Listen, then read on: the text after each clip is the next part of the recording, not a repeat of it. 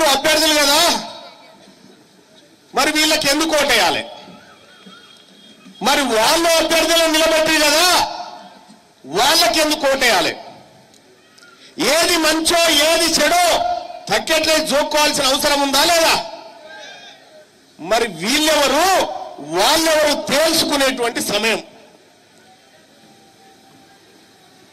వీళ్ళకి ఎందుకు ఓటేయాలంటే వీళ్ళు మన బిడ్డలు, మన వర్గాల బిడ్డలు.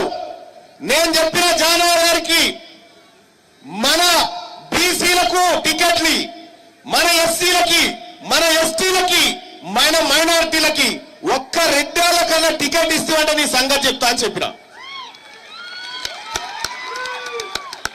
అన్నట్టుగానే ఎవరికి ఇయ్యలే, ఇయ్యం కూడా.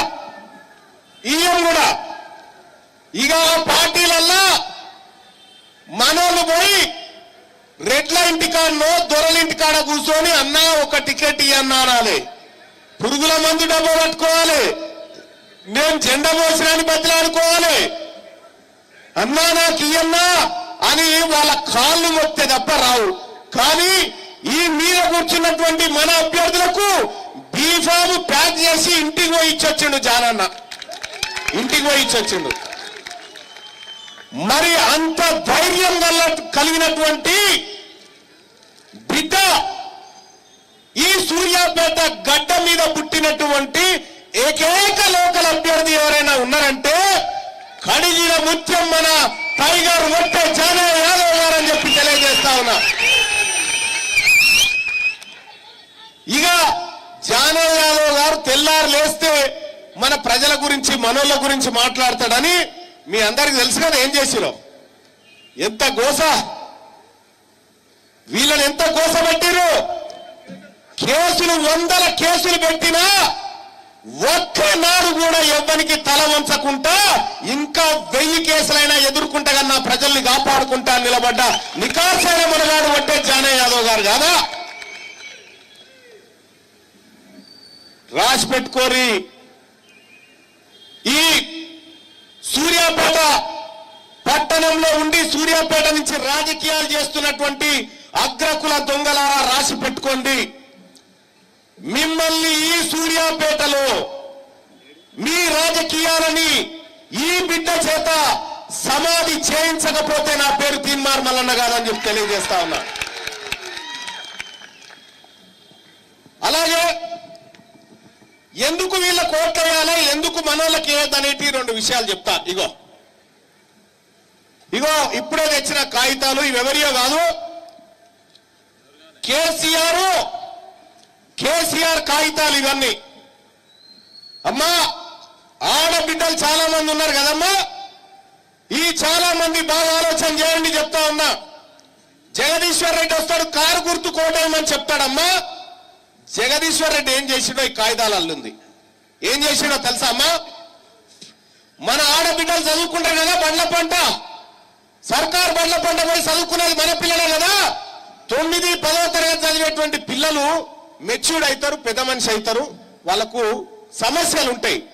ఆ సమస్యలు బాధ పోయేందుకు 44 కోట్ల రూపాయలు శానిటరీ ప్యాడ్ల కోసం కేటాయిస్తే, 44 కోట్ల రూపాయలు కేటాయిస్తే 40 కోట్ల రూపాయలు పంచుకొని తిన్నారు ఈ జగదీశ్వర్ రెడ్డి, కేసీఆర్ వీళ్ళందరూ కలిసి. ఎరికేనా మీకు ఇదంతా?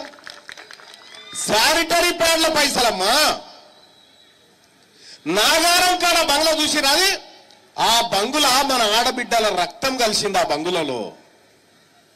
బంగులలో మన ఆడబిడ్డల రక్తం కలిసింది, వాళ్ళ ఉసురు కలిసింది దాంట్లో. ఆ పైసలతోటి మదమెక్కి ఇలా మన వర్గాల మీద దాడులు చేసి దోపిడీలు చేస్తామంటే ఊరుకోవడానికి సిద్ధంగా లేమని చెప్పి తెలియజేస్తా ఉన్నా. ఏమనంటే జగదీశ్వర్ రెడ్డికి ముఖం చెల్లక మెల్లగా జవాన్ తల్లిని అడ్డం పెట్టుకొని వచ్చాడు. జగదీశ్వర్ రెడ్డికి ముఖం చెల్లక జవాన్ తల్లిని అడ్డం పెట్టుకొని వచ్చి జవాన్ సాటికేలు తీసి ఈమెనే అభ్యర్థి అంటా ఉండు.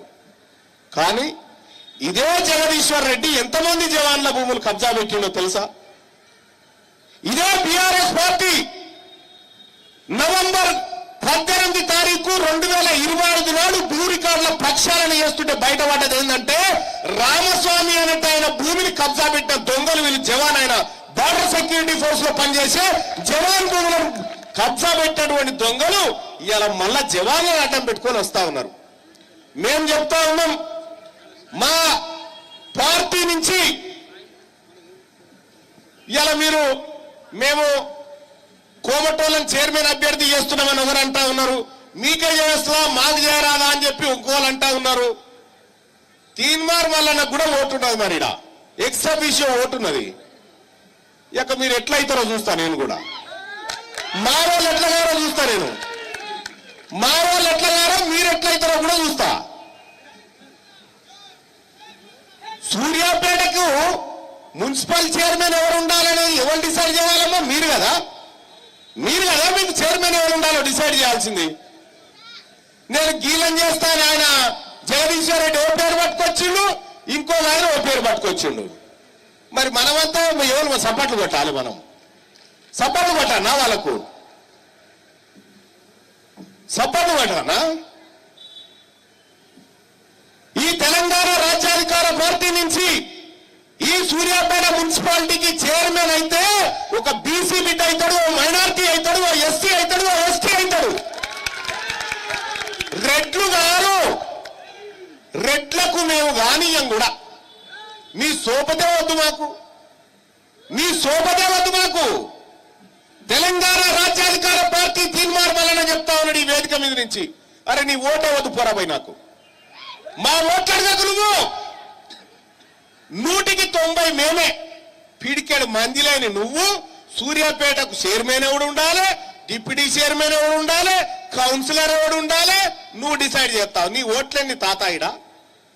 నీ ఓట్లు ఎన్ని ఉంటాయి జాన? గట్టిగా చల్లడ పడితే వాడకు 100 వెళ్ళాయి. ఈ వాడకు 100 వెళ్ళినటువంటి వీళ్ళ ఓట్లు, వాళ్ళ ఓట్లతో మనం ఏదో గెలుస్తున్నట్టుగా, మనం ఏదో చైర్మన్లు అవుతున్నట్టుగా, మీ ఓట్లతో వార్డు మెంబర్ కూడా కాలేమోసం. మీ ఓట్లు మాకెందుకు?